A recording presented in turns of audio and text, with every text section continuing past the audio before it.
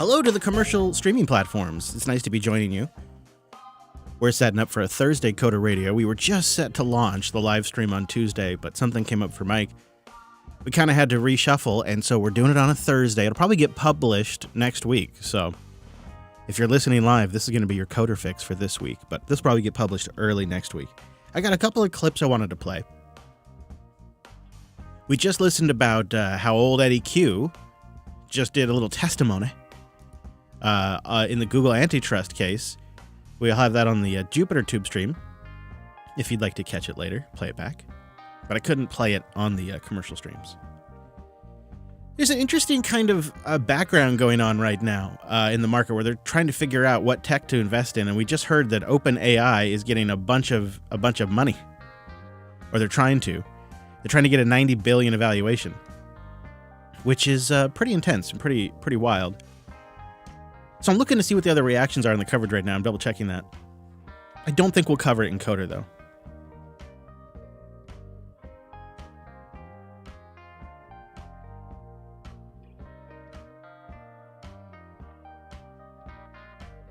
This is interesting.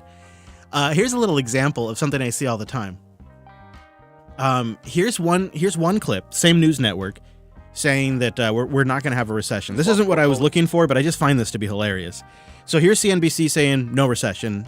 Manager Paul Meeks joins us now. Paul, give me your broad take here on the market with rates, moving to highs we haven't seen certainly on the 10-year in quite some time. Does that simply mean that the Apples, the Alphabets, the Metas of the world are going to kind of tread water, if not go down? I think you just hit the nail on the head. We had a huge rally in 2023 with some of the mega tech names. And I think too many people thought it was driven only by AI. Maybe it was 20% the AI theme and how 20%. Important that will be in the future. But 80% exactly what you said. You're telling me NVIDIA became like a $1 trillion company because they weren't, not because, only 20% because of AI hype? That's such crap. Remember at the beginning of this year, the consensus view we're going to have a recession this year, and that would lead to a pivot in rates all before December 31, 2023. Now we might be able to skirt through in 2024 without a recession. Hey there. It's funny. I was just looking at CNBC, and they got one clip back to back. One clip says no recession in 2023, probably not a recession in 2024. And then the next clip, the analyst comes on and says, oh yeah, we may start a recession before the end of the year. The housing market's about to crash. It's all going to hell. Two analysts looking at the same data see two different things at the same time. However, the analyst that says we're not going to have a recession claims that all of the craziness we've seen in tech stocks has nothing to do with AI. It's maybe 20% because of AI, but the rest is all because of fundamental value. Pah! Pah! That's what I say to that.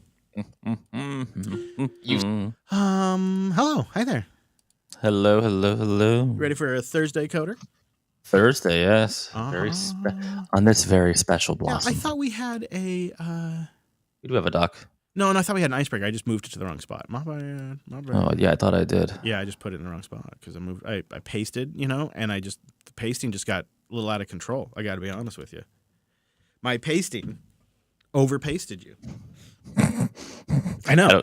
It just sounds dirty. It's rude. I shouldn't.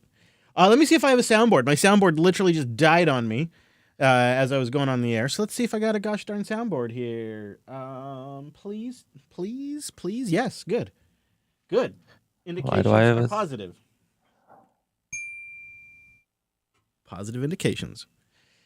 I don't know if we have anybody listening, though, so we may have to come up with a title ourselves. God, I hope not. Oh, God. Somebody please get in that chat room and coder.show/matrix and bang suggest. My God. Oh, my God. I'll get it rolling. I'm going to get it rolling. Jar Jar. Jar Jar Spinks. Okay. Oh, my jaw. My Binksy.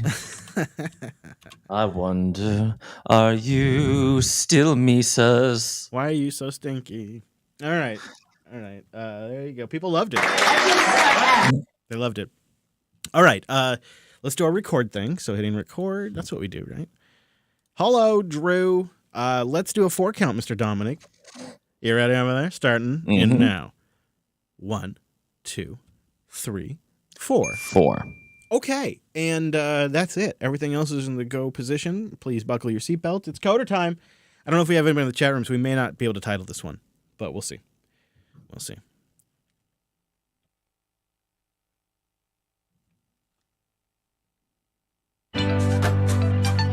This is Coder Radio, episode 537 for September 28th, 2023.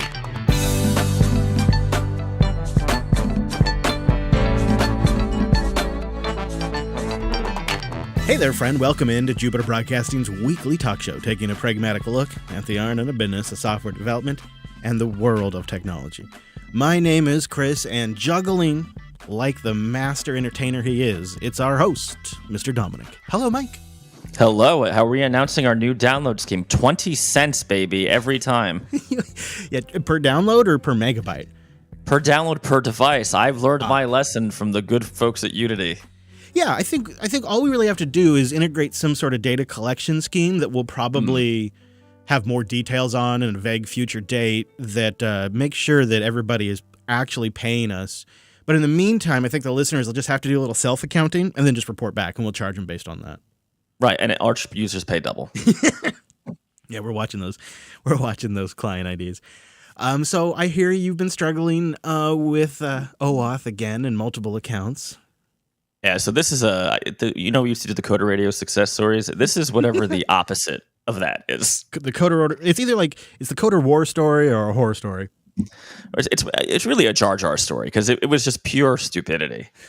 So I'm doing this work for on that Unreal game, Path of Titans. We love them. Yay! The guy from there was just on Gamer, came out today. Oh, great! Yep. And they asked me to do some OAuth stuff on the iOS version of the game because it's iOS, and of course iOS is a magical pony that has to be different. Fair enough, and they don't like touching iOS. So I do it. For, I would say, a couple days, like 2 days, I am lost in the dark woods of not understanding why I'm not getting a valid token back, right? Because it's 3-step OAuth. 3 steps, right? You authorize, you get them to log in with get the user to log in with the third-party service, and you send that to your server, and you get a token back. Yeah. Right. Well, there's a couple things here. One, you have to do the second step of sending the token to the server after you've logged in. Very important, because you have to log in with both your service and the third-party service. And 2, if you have multiple accounts and your little iOS WebKit browser has decided to cache one of your account IDs, but it is not the account associated with, in this case, let's say your Discord account that you're trying to log in with, it will simply fail. Correctly, right? Because it will say, well, I have the token from Discord. I know what I expect from this, this gaming account, this Path of Titans account. They don't match. And that stupidity was quite, and I did the thing that I always hate. I ended up asking one of the, I guess, the big poobah of back-end dev over there, like, all right, I swear to God, this is returning something crazy.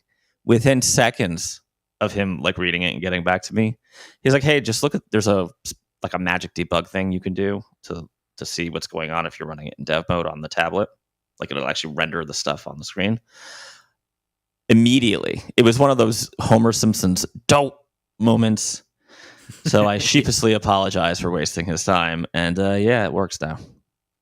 The thing is, what's frustrating about it is that's a lot of time not spent actually working on the actual project. Well, and so the problem was I had this mental block, right? Because I'm new to Unreal Engine, that I was going down these esoteric forum threads and Stack Overflow, thinking it's gotta be some crazy. I was into the NS string reformatting to an F string, which is the string type that Unreal uses. I'm really in the straight up voodoo level of when it was just I just did it wrong. Yeah. We've all been there, sir. We've all been there. Yes. We were talking last week on the show about folks that are working 2 W-2 jobs at the same time with work from home, and we asked for some feedback, and we got some interesting stuff. The JB Hawk of Truth is back from the shadows, and the Hawk says they're going to get caught. He says with respect to dual W-2 employees, they'll get caught. Most respectable firms do background checks. The cheapest tier of reports do not include past or current employers. Really, it's just any outstanding warrants. However, the mid-tier reports certainly do. They also list major debt, current employer, credit, and more. And more traditional fintech firms certainly do that. Yeah, so maybe you only get away with it for certain types of jobs where they're not doing extensive background searches. Yeah, I also wonder too, like, maybe it's different, and I guess maybe time zone has something to do with this, but that like 10 to 11, you know what I mean? That 10 to like 11:30 slot in the morning is super tough, even me as like a contractor to juggle, because every single customer, right? That's always when people want to do like their stand-ups or their meetings or whatever. Yeah, and I know when I'm that's just every company at the same time, right? And so, or Monday mornings, I know every Monday morning I will have several emails that were sent to me over the weekend where people are going to expect a response within the morning. Yep. That's a lot to juggle. It's Mondays and Fridays are always like the, especially like sometimes it's nice if you're only juggling like one contract, because then you're a little more like, okay, I could chill. But when you're juggling multiple, it's like Fridays, people want to know, how did your plan for the week go? Was there any hurdles? Blah, blah, blah. Do we need to schedule a meeting with another, I hate the term, but resource, right? And the other thing that would seem tricky, right, is things could be working for a bit. Like you're juggling it, and then all of a sudden, one of the jobs wants to start doing a daily. Or, some sort of sprint where you need to be like online all day for 3 or 4 days straight and present. Or even, travel to a location and you have to do like an in-person. And that just seems like then you're really, really juggling a lot at once. Lance writes in, though, and he suggested, it's kind of actually on the employer. His handbook at his job says nothing against it, just says can't impact your working responsibilities. And he says, maybe it's not such a bad option because he's working from home. He's got a couple of meetings and he can get his work done in a few hours a day. Is it really so awful if the employer doesn't have any rules against it and if they're not doing full background checks? Is that so bad? I mean, it sounds like their handbook acknowledges that people are doing it. So I think that's a very different case than the case of like saying you're working 40 hours and not, right? Yeah, I think so. The other thing, Lance, so you might consider is if you go into contracting and you're that efficient, you could probably do this is hard, but I've seen people do, and I've been able to do it a few times, where instead of charging hourly, you charge a flat fee for a project or service, but that fee is like inflated. The exchange is the client gets security, right, that they're not going to get surprise bills. If you're that quick and you're like, let's say you're doing the same type of thing over and over again, you just have it down pat, your margins could be pretty juicy, right? Yeah, especially if it's something where you can have your own framework ready to go and you're building kind of the same thing for multiple people. That could be a sweet little operation if you work like that. Yeah, so it's just something to consider. But No Name, our last one on Overemployment, wrote in. He writes, over my career, I've seen many people do this, and this year I decided to try it out. Get one job as a contractor and another as a full payroll. The job I was comfortable was the contractor one, but I was missing the benefits, and the tech stack was not my preference, but I could make it work. So I decided to get a second position, something more in line with my tech stack preference, but honestly, I couldn't even handle it 1 week. Not because the workload was too much, but rather I couldn't sleep well at night. I started replying in a bad mood at my house. It was just horrible, he says. I quitted before the first payroll, and I'm not going to do it again. Except for, if it's another well-bounded contractor job, but not a full-time position. I've been handling 2 jobs before as a software engineer and a college teacher, and it worked out. The problem was not the overemployment. It was the overlapping schedules and the context switching. Honestly, I wouldn't recommend anyone do this if you care about your well-being. Oh, man. Thank you, No Name. Yeah, I think it depends, right? I mean, I used to take like these Staffog iOS contracts back in the Gold Rush days and do like, per project work as well. And that was certainly like juggling. Again, all contracting though, right? So there's no expectation, We knew we were playing the field, Chris. We knew this was Tinder. We knew it was up. Right, yeah. Ironically, one of them was for the company that I think owns Tinder, IAC. So They certainly own most of the dating apps. That came to an abrupt ending once I had kids, because it turns out you actually care about your weekends. Yeah, and you need more bandwidth back. You need more bandwidth. And you know what? As I'm sure you've experienced with 3 of your own, that call from the school nurse can come. Oh, yeah. Or worse, the school principal. So you have to be ready to rock. Mm-hmm. Yeah, that is very true. And it gets even harder when you're juggling multiple jobs or whatever. One last note before we wrap up on the feedback. Alex Gigatexel, formerly from Twitter, has been blogging about Coder a bit. We'll see if he keeps it up. I'd be curious, Alex, if you do. There's something about Twitter that makes, I think, people more likely to do these micro updates. But a blog, that's a bit more work. But he's been taking notes on the Twitter. But he's been taking notes on the Coder backlog. Like he used to share clips and whatnot on Twitter. And we'll put a link to it. It's gigatexel.blog if you want to check it out. We'll see where he gets with it. It's been fun to look back. It's been a great resource for the show, especially for the member specials, to go back and look at some of our old stuff. Yeah, I did read this morning, and hang on. We're not letting Alex off so easy. Oh, yeah? Okay. He describes me. I didn't even read the part on you. I'm sure he's glowing about your luscious hair or something. And you know what? Honestly, guys, it is beautiful. So I'm not mad at you. Uh-huh. But sometimes Jar Jar Binks, sometimes Yoda, they're the same person. Okay? They're both yeah, never mind. Also, Objective-C obsessive and Taylor Swift / Katy Perry fanboy programmer. I think this dude has a listening device in my house. Yeah. Well, the truth is if you listen to this show long enough, you start to figure out our nuances, I think. Although, I don't think you're too secretive about any of those. But I was going to say, not subtle. Yeah. Yeah, it's I think it's pretty. We should put that in our official show bio. It's pretty good. I should just be like on the Meet the Host thing. Just like forget whatever you have there. Just copy pasta that and you're done. Yeah.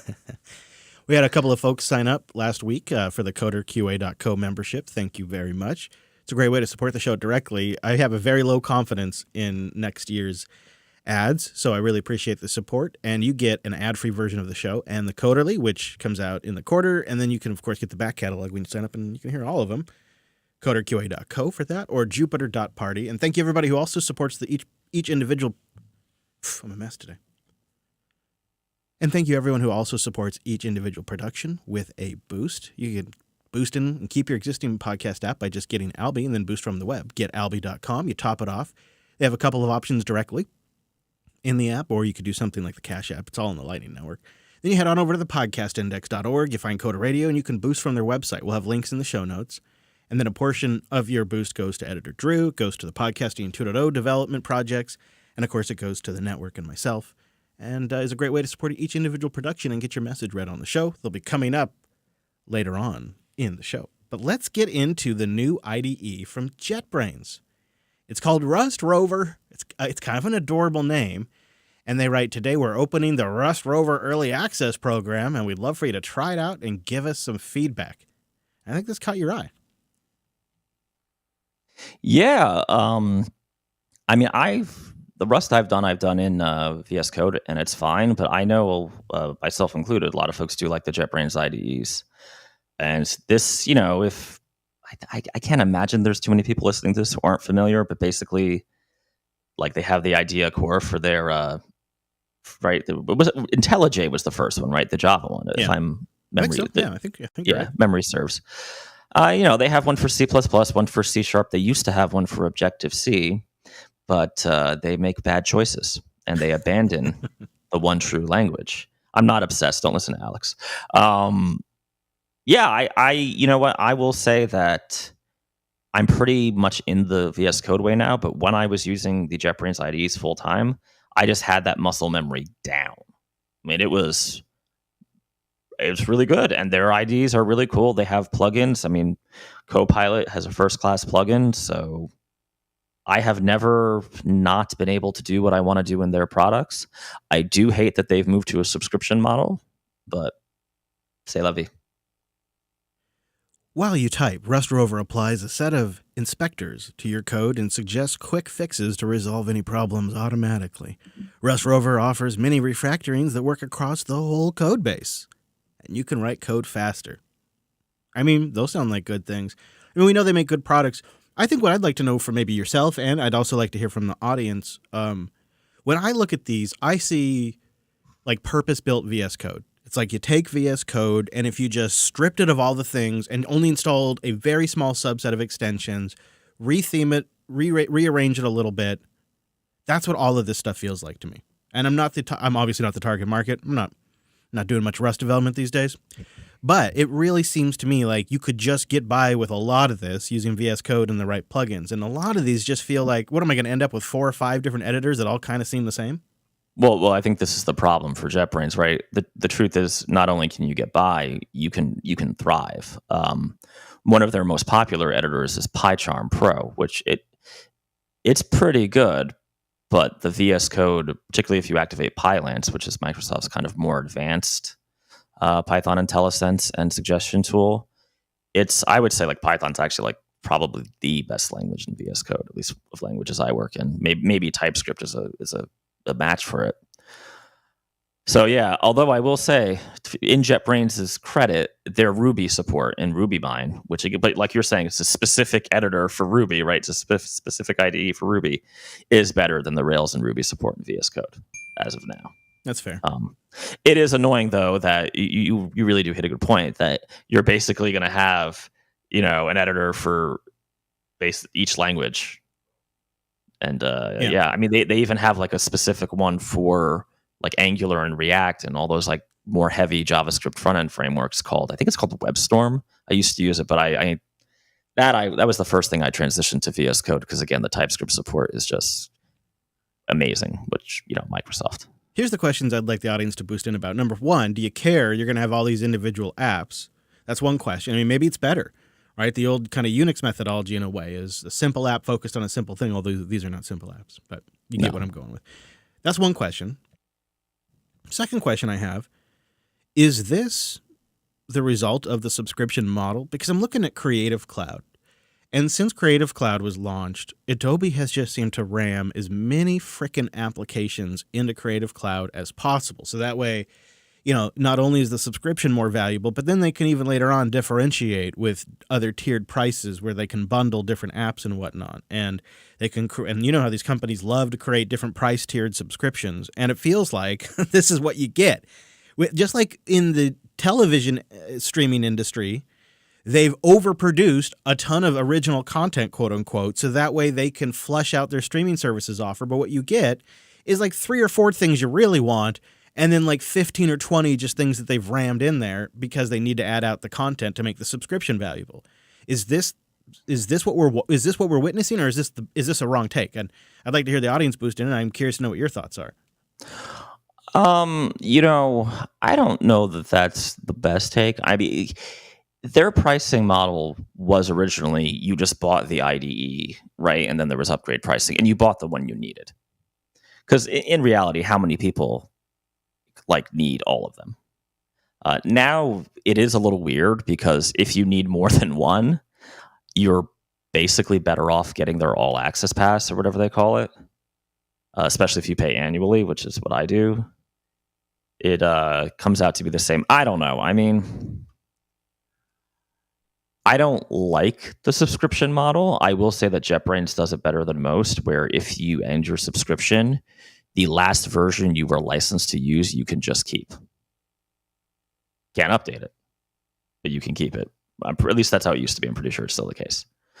So, yeah, I mean, honestly, I'm a little more butthurt about it with the Adobe stuff. Like, I have a subscription for Adobe just for every other month I have to use Illustrator to resize somebody's assets or make them SVGs. And I don't want to, do that email thread where they don't know what I'm talking about. Yep. And that's now costing me like $30-something a month when I could easily have spent like, what was it, like $200 before? Yeah. Just bought like any old version of Illustrator. Used it for years.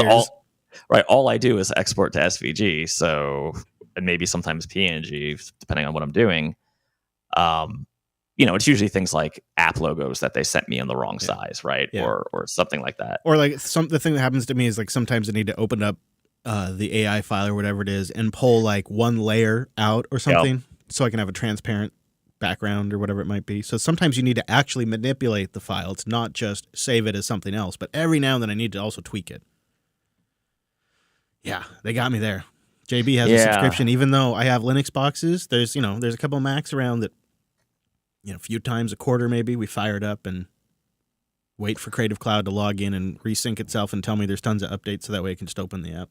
I love it. Well, we don't have this in the notes, but Adobe just showed off their cloud. Let me get this right. Their cloud suite with whatever AI powered they're doing, and it looks pretty nifty. So for the Linux folks, I don't know, man. I've been nailing this hobby horse forever that these web apps are going to get better and better, with the one exception of goddamn iOS. But everywhere else, you're fine, including Safari on Mac, which I think is hilarious. But Adobe also announced they no longer plan to have a free-to-use version of the online photo editing app. So shocker. Let's all. Oh, you're good. Go ahead. You got it. Tailscale. I'm accidentally still logged into Tailscale as we read this ad. You stay logged in. That's what I do. I just stay logged in on that Tailscale. I tell you what, 24/7 tailscale.com/coder.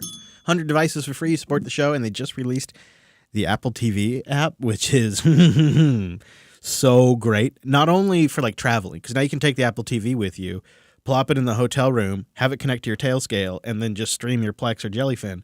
But if you could, like, say, throw Jellyfin up on Linode, and then never expose it to the public internet, and then just stream it to your home, like your own streaming service, or whatever you might do. There's a lot of options you could do. Tailscale.com/coder. I wonder if your server that you connected to was in a different region. Yes, you can do that. You can actually curious. You can use the Apple TV as an exit node too. So, like, if you're traveling but want to look like you're coming from home, you can do that. Or if you want that sweet, sweet British broadcasting, but you're goddamn colonial. Well, they also partner with Molvad, so you can use Molvad's exit points, and they have exit points all over the world too, so you can look like you're coming from anywhere. All right. Epic Games is making big cuts this week. They've laid off 16% of their workforce, about 830 jobs. In a statement from Tim Sweeney, he's confirmed the layoffs will impact about almost 900 folks. He wrote that the company intends to divest from Bandcamp, the independent music storefront that they acquired just last year. And they're also going to spin off Super Awesome, the kid tech company that specializes in creating, quote, safe online experiences for kids. Epic is hurting. The gaming industry is kind of going through a rough patch. And I feel like this background that we're seeing with the Epic layoffs is the context to talk about this recent Mutiny hoopla. Yeah, for sure. There's also the announcement that Epic is taking Apple once again to the Supreme Court. Yes. So maybe they just got to pay for those lawyers. So they're doing some. I was going to say, got to pay for those white shoe lawyers. It's it's expensive. What do you want? Oh, this is horrible. I hope that's not true. God. And you know what? You got to give it to our man of La Mancha, Tim Sweeney over there. He's charging as hard as he can. Yeah, he is. He is. Yeah. He's not backing down, is he? No, he. I mean, did you see him on Weapon X this last week? Only what you shared with me. Yeah, I don't know what he was doing, but he had another. I think he sits up at night thinking about Tim Cook and Apple, just rage, just sitting there. I think it's legit animosity at this point, right? Sure. It's personal. Yeah. Oh, yeah, sure. Yeah. Yeah, absolutely. Because he's looking at it from the opposite position Apple is. So they're really at odds on this. It's not going to be a pretty fight. Speaking of not pretty. Yeah. Oh, Unity.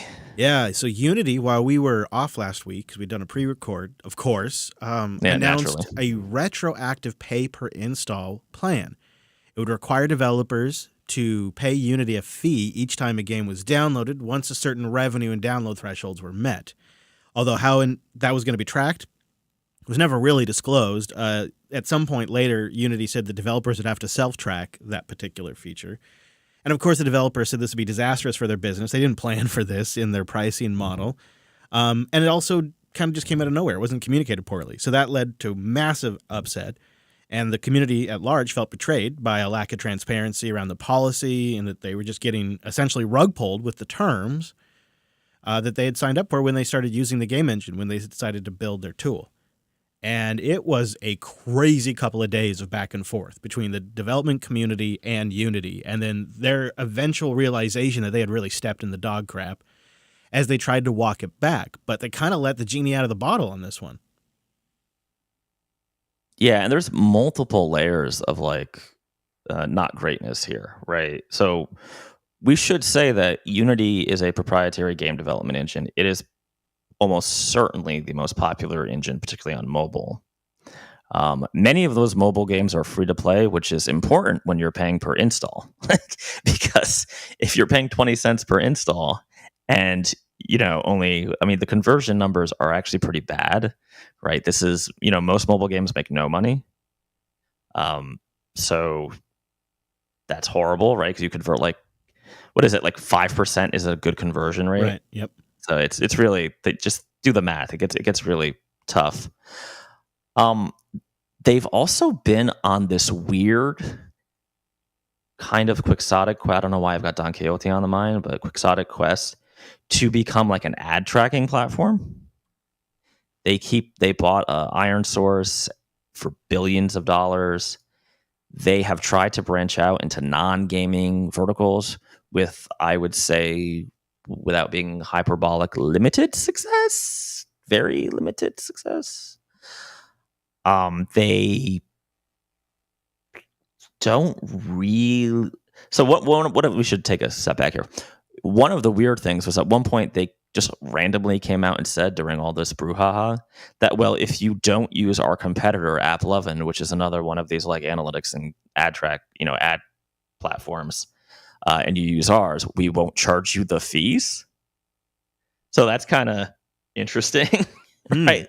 And there have been complaints about, since Unity merged with, I forgot the name of the company, but this other ad company, that they have become increasingly aggressive in terms of data. And it's become pretty clear that they see their, future growth, right? Publicly traded company, future growth, future, up and to the right on revenue as these ad and analytics verticals.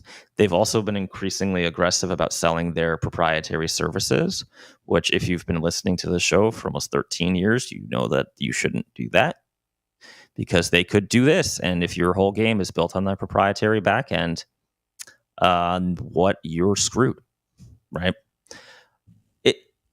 I was actually working on something in Unity that I am now checking out Godot for, so maybe more on that later. I think others are as well now. But yeah, this has been sort of the play all along, right? Like you get it out there for as cheap as possible to get as many users on it as possible, so that way the user base becomes the asset that the company can monetize. And now that the money is tight and revenues are down, these companies, and from Red Hat to Epic to Unity to Reddit to Twitter, they're all looking for ways to monetize now because the easy money has been turned off. They've been using that easy money to essentially, maybe not technically, but essentially dump on the market for the last 5 years to a decade, trying to just build that beachhead, get that user base that when the time came, they could flip the switch and begin to monetize.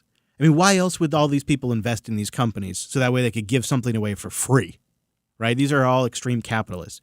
They're not idiots. They know they know how to make money. That's what they do. You got to make money somehow from something you give away for free. Yeah, there's like other pay options, but this is always the way it was going to go once things got tight. This is why we talked about it so long ago on the show when people said that we were running around with our heads cut off or that, the sky was falling and that we were being depressing and that we shouldn't talk about it. This is why we were talking about it, because the ramifications on the tech industry are significant. And it's not like they come out. They're not going to make a press release and say, yeah, the money printer turned off, so we can't get easy money from VCs anymore. So instead we're pivoting to this. They're not going to make that announcement. The announcement is in their actions. And that's why we've been talking about this global macro picture, because it affects all of this stuff. And they went too far. They freaked out, they got desperate, and they overreached. And then they had to walk it back. But the problem is, guys like yourself and many others are now looking at alternatives because the red flags have been flashed, the wolf's teeth have been shown, the taste of blood has happened, and people have wised up to it. Now, they're not going to abandon Unity altogether, But this has started something that only builds momentum from this point forward, in my opinion. And they picked the wrong business plan. They tried to essentially dump on the market to build as much user base as possible so then they'd have this option. Turns out that wasn't the right play, and that there's plenty of other options out there, and that this is the exact kind of play that open source eventually just eats up.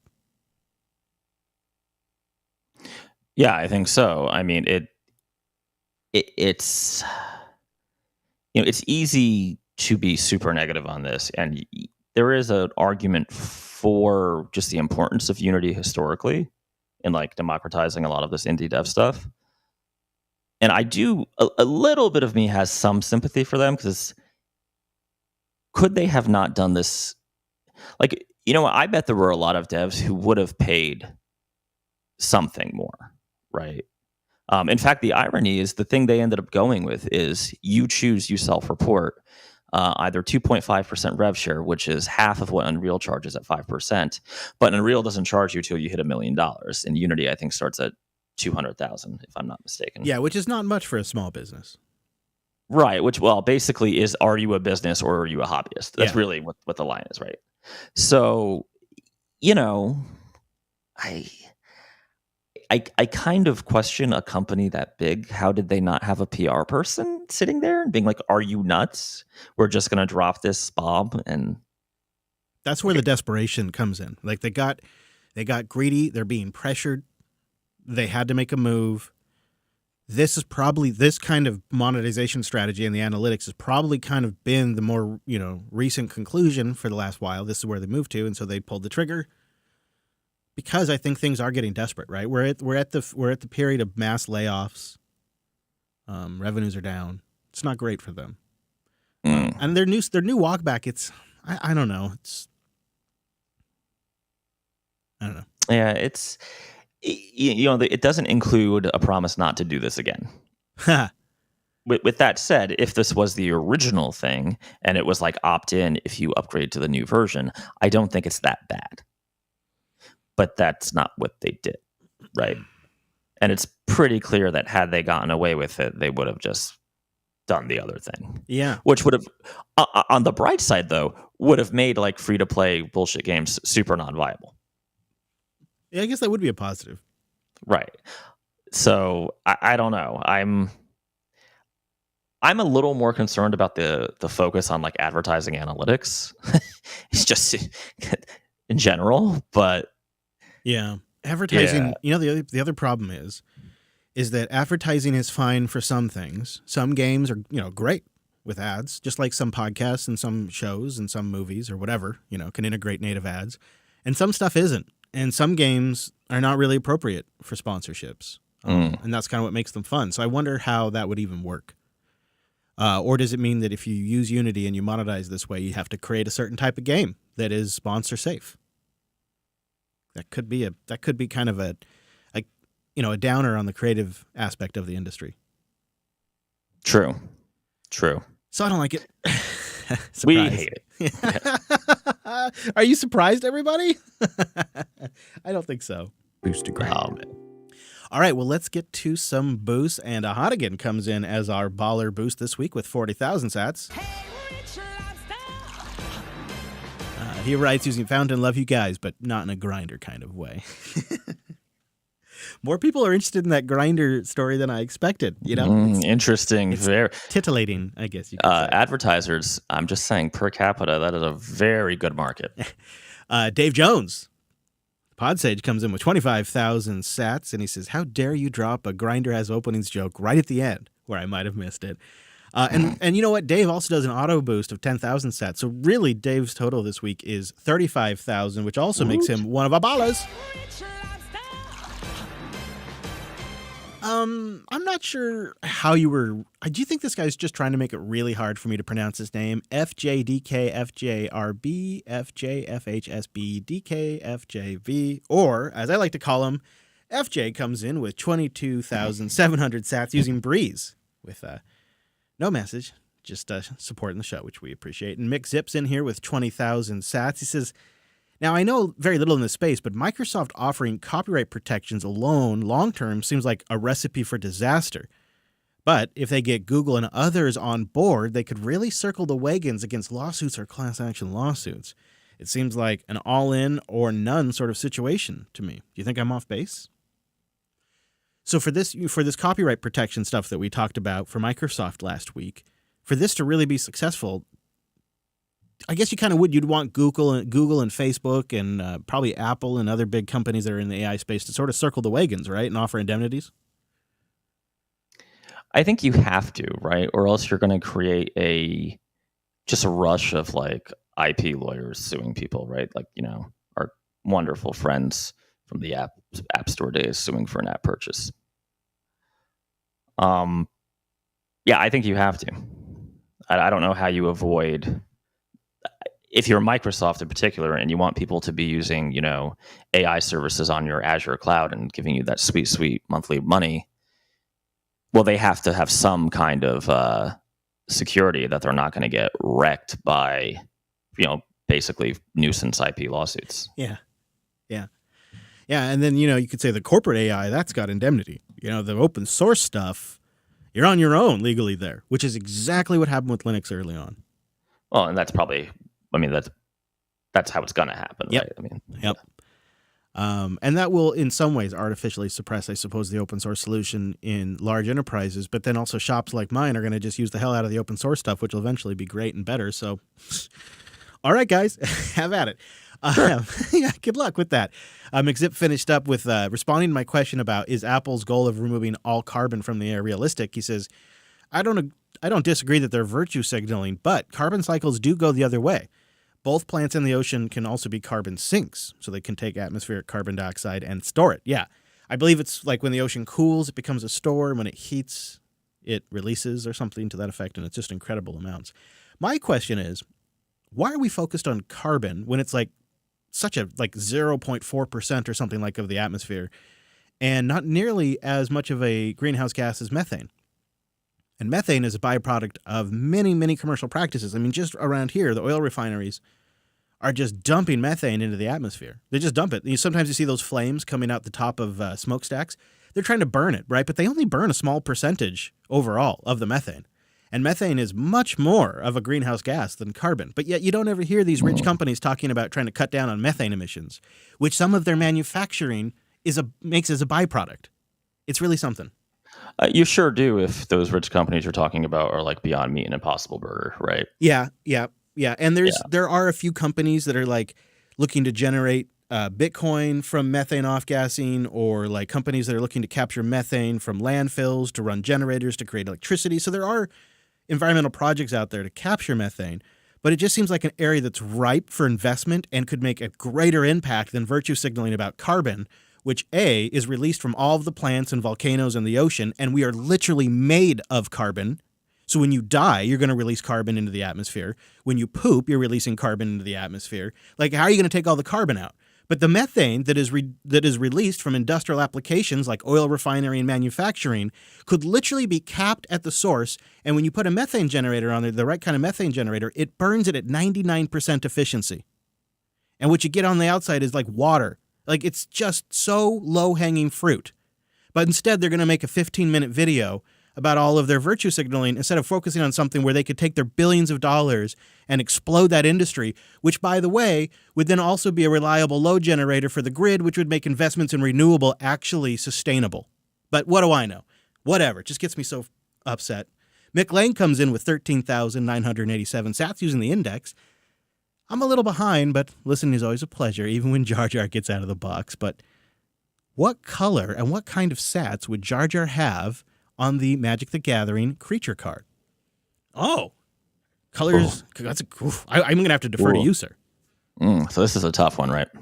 I definitely feel that if this is like post episode 3 Jar Jar, especially if you read the old expanded universe novels where he was a depressed clown on Naboo because he realized that he was a dumbass, he's got to be like Rakdos, right? Red, black.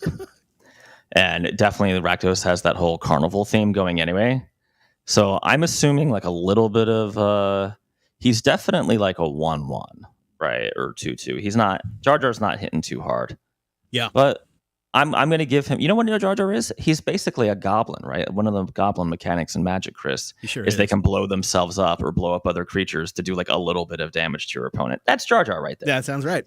Yeah, that sounds right. So he's a red-black Rakdos goblin, and I'm thinking the artwork. You didn't ask, but let me help you. He's got to have some sort of jester's hat on, and like maybe a little doll of little boy Anakin or something, right? Somebody feed this into Stable Diffusion. 14 instances of Dolly 2 just spun up, right? We're gonna burn Actually, some carbon on that. You know what? Use some AI. Let's destroy the planet. Right. Generate me the Jar Jar magic card of your dreams based on that description. We'll pick the winner next week. That sounds fun. The Golden Dragon comes in with a row of ducks. And he's got this ODB2 hookup so you can connect it to a Pi and then use Python to pull in a ton of engine stats into in some cases like a dashboard or just into raw data. This is so cool. I'll put a link to it. It's on instructables.com. It's ODB-Pi. And I think I've seen this in action once before.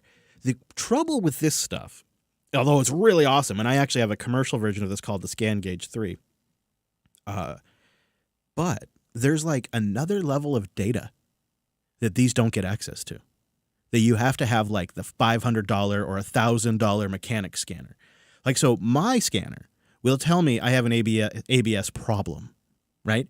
But the really fancy mechanic scanner will tell you its ABS sensor 3 has a, XYZ drop in voltage. Like it's like totally different level of data. It drives me crazy. There's 2 tiers in there. So I'd be really curious if it can access that second tier. A great link. I'll put it in the show notes. Thank you, Dragon. Purple Dog comes in with 5,000 sats. Here in the UK, it feels like everyone is using .NET. My current job and previous 2 use it exclusively, as does every job I've interviewed at. I feel like I'd struggle to find a job that wasn't using .NET. It's mostly .NET 6 or 7, but there's a lot of frameworks based around 4 as well. And I haven't touched Java since university. Well, there you go. That's a great perspective. Sounds like .NET jobs are popping off in the UK. I had no idea. It's great, I guess. Good for them, right? Okay, right? Yeah. A lot of dark matter development going on over there is what I think. I think that's what's going on. They like their T dark. They like their development dark. That's right. I guess. That's right. And their gravies. Sir Alex Gates, the Podcasting 2.0 consultant, comes in with 5,678 cents. BOOST. Using the index, he says, for what it's worth, Starfield runs perfect on Linux for me now. I think some of the news is fueled by unrealistic expectation. While Bethesda are no saints, people need to stop letting themselves get so hyped up. I'm on an AMD Raisin. That's You're on a dried grape GPU? That seems terrible. I'm on an AMD Ryzen 7 5800 X3D with an RX 6800 XT using Fedora 38. Well, that's great. I've been tempted because I've heard it's actually playing pretty good on the deck now. And I'm loving that deck so much and think Starfield's something I've been wanting to give a go for a long time. Sir Alex Gates is also going to be featured on the next episode of Office Hours that's coming up really soon, talking about some improvements to the Podcasting 2.0 spec to make live station streaming even more awesome. Can I give you a Mike side hustle success story? Yes, please. And this is in Alex Gates' honor. I now have a whopping $35 on Fountain for Gamer. Oh, yes. Hey, nice. I didn't even know it because I had forgotten that I had signed up. Didn't I? You claimed your podcast on Fountain, and I guess I did it a while ago. Yeah. Hey, now you can pay for a month of hosting. Yes. Oh my God, I got one of these, like, like when somebody tells you something really mean with a smile, like in a really nice tone. I got one of those in an email from Fireside, God bless. And it basically says, hey, congrats, man. Your podcast is doing so well. You're doing 50 terabytes a month or whatever it was.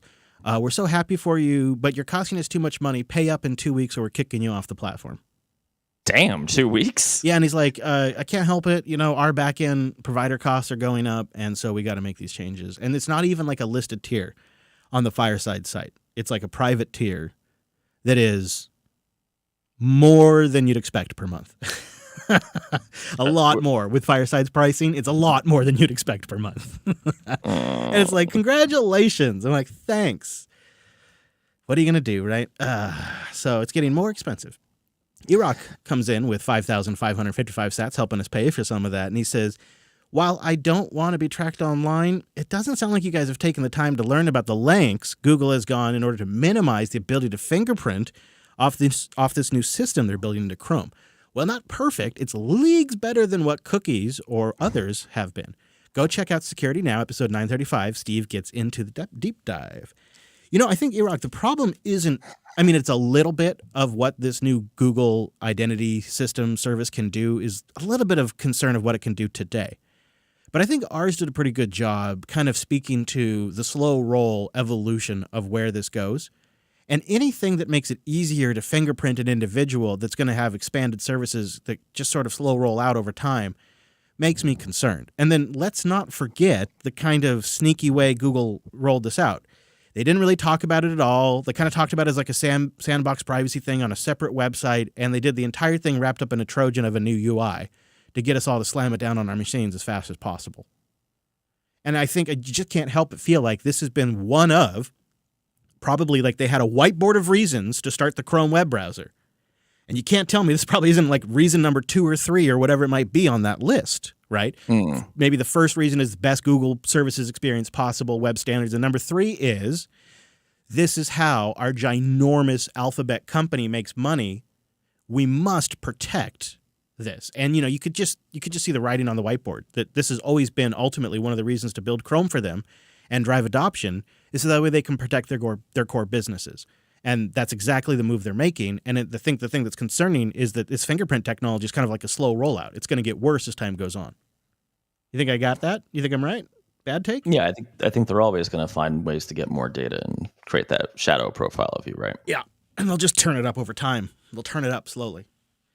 KTO Dog comes in with 5,000 sats. It feels like there's been a universal realization through the dev world about Python. We have automated updates enabling on our production server, and I've ended up having to spend days working and dealing with the clown show that is Python's packaging ecosystem. I've started doing all of our pipelining in Java, and I just have to have that out as a compiled jar file, and then I can sign and lock down in the JVM, and it's so much easier to manage than dealing with the virtual Python environments. We've been pouring one out for Java. We've been pouring one out for Java Duke without realizing he's not dead. He's just living in South America doing Coke, not Pepsi. What? That's good. Okay. What I love is like this Python stuff is just, it's too amateur hour for me. That's what he says, and yeah, I think I really like that boost. I can't put my finger on it, but I really like that boost. I don't even know how to respond to that. I mean, Java Duke's living it up in South America. Probably is. Probably is. I mean, in terms of the actual substance, the mountain of snow aside, okay. I mean, the virtual environments can be a bit of a pain in the butt, but I don't think it's that bad. I mean, you should try. It's better than the Ruby solution, which is, I'm just saying, Okay, fair. All right. Yeah. There's always that bar. If you want to talk about like dependency collisions, well, Ruby gems all the way. Yeah, but there is something that they're saying. Well, the difference too is like your Java's compiled, so you do just have that compiled jar file that you basically throw up and run. Yeah, whatever floats your boat, though. I mean, what works for you is great. Yeah, man. Thank you for the boost very much. And Faraday Fedora rounds us out with our last boost above the cutoff line. It's a Star Trek boost 1701. I am programmed in multiple techniques. He says, the scene is future America. Your Apple Watch detects that your heart is failing. But sadly, you forgot to update the credit card information attached to your iCloud. So it remains silent. Should have moved to El Salvador and chosen open source. Lol. Definitely a theme here today Yeah. of, okay, we're all becoming expats. I like it. Hey, man, I'm going to consider it. I'll tell you what. We got 16 boosters with 18 total boosts this week, and we stacked 168,000, 265,000 sats, just below that 200,000 goal again. So we're going to experiment with some format options and whatnot to see what we can do there. But if you'd like to help us reach that goal of 200,000 sats, you can boost in. You can get alby.com, top it off, and then go to the podcast index and boost right in. I'm seeing more and more folks do that, or try out a new podcast app. More and more features out there. Podfans is rolling out this week, and it's beautiful. Cast-O-Matic is just excellent on iOS. And Podverse works across all the platforms, the web.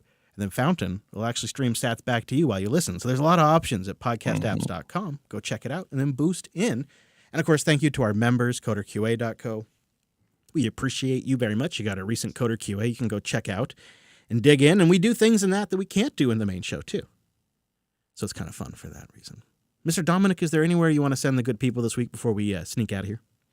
I would say go check out Gamer Radio. We have an interview with Matt, who runs Alderaan Games, about the Unity situation and some comparisons to Unreal. Definitely get a little more deep onto like the gamer side of it. And yeah, other than that, go check out alice.dev, and I'm on Weapon X at Dumanuka. Yeah, I'm at Chris LAS. The podcast is at Coder Radio Show. And you can even watch the live stream on Weapon X. If you follow at Jupiter Signal, we stream all the shows to the Jupiter Signal account. Why there and not the Coder Radio Show? Because it's too much work. And because we don't ever post there. And we just don't, we don't really care. But if you want to watch over there or find out about show news, you can. It's great for that. Of course, links to what we talked about today will be at coder.show/537. While you're there, you'll see our contact page. You can send an email into the show. We like to start out each show with a couple of emails, so please do write in and take advantage of that contact form. The RSS subscribe links are all over there on the page too, so you can easily subscribe in your app of choice. And if you get a minute, share a segment. Maybe you're using an app that supports clips, like these new Podcast 2.0 apps, or maybe you just got a friend you think that enjoy Coder. That's the best way to advertise a podcast, is word of mouth, because you're asking somebody to invest an hour. They're only going to do that if a trusted friend recommends it. So maybe share the pod. It's a great way to support too. We're just grateful you listen. Thank you so much. And we'll see you right back here next week.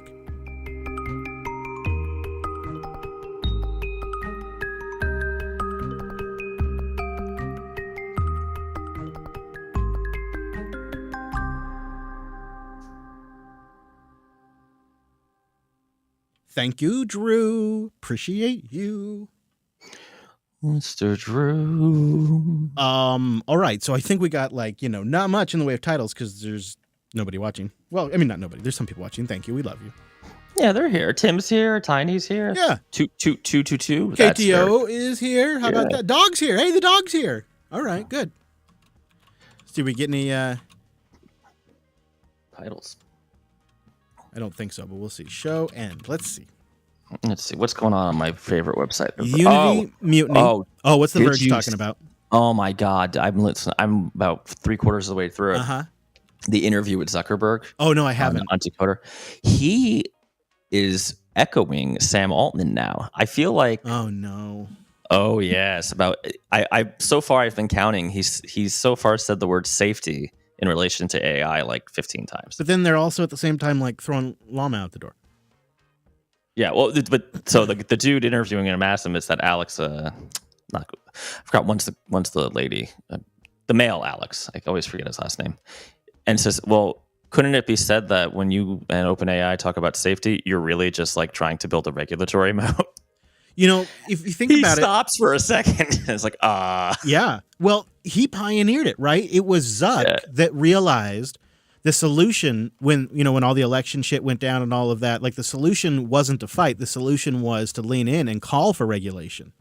Yeah. So it doesn't surprise me that you ever so helpfully craft. Yeah. Yeah. Hello, Rodden. Nice to have you. It's just interesting how, like, in a way, I feel like Zuck is going to come out of this kind of winning. Yeah, maybe. In terms of, remember all that bad PR he and Facebook were getting, and I don't know what happened. Sheryl Sandberg resigned. Well, we'll see. We'll see how the election goes, right? Because things really turned for him when they claimed that Facebook was used to sway the election and stuff like that, which is, if you just look at the numbers, was total bullshit. The whole narrative was always bullshit. Like, I don't remember the exact numbers, but it was something like Russian-linked accounts spent something like 200,000 on the platform in total for the entire election cycle, and the Clinton campaign spent like 4.5 million, and the Trump campaign spent like 5 million. So it's like 200,000 versus essentially 10 million in counter spending by the two major parties. Like the numbers just never made sense. Well, I don't know. I feel like he's got the best heat shield in the form of Elon now and Weapon X. Weapon X. Weapon X. Well, what do you think of Unity Mutiny? I like it. Okay. We'll go with those mine. It's not great, but something. Sounds good to me. All right. right. Well, then thank you, Mr. I will Dominic. See So you our- next week. Yeah, Tuesday, our regular spot. Yep. Okay. All right. All right. Have a good week. Laters. Bye, chat room. Enjoy your Bye-bye. Enjoy your weekend. Bye. Thank you, everybody who did tune in. Appreciate you. We got a few things in the pipeline for later this week and early next week. And, of course, Linux Unplugged on Sunday at this same jblive.tv page or wherever you like to watch it. And that's going to wrap it up. How about that? We got her done. I was worried we weren't going to get it this week, but we got her. Thank you for being here. I'll see you next time.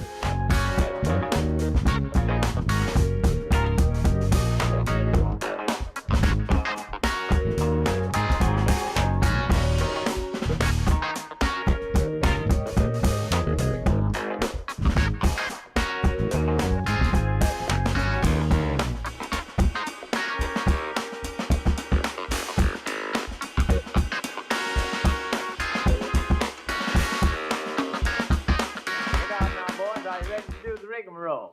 Yeah, man. Well, go on where I told you. Do like I told you. Because everything is home cooked. Look out now. Here we go. Watch it. 1, 2, 3, 4.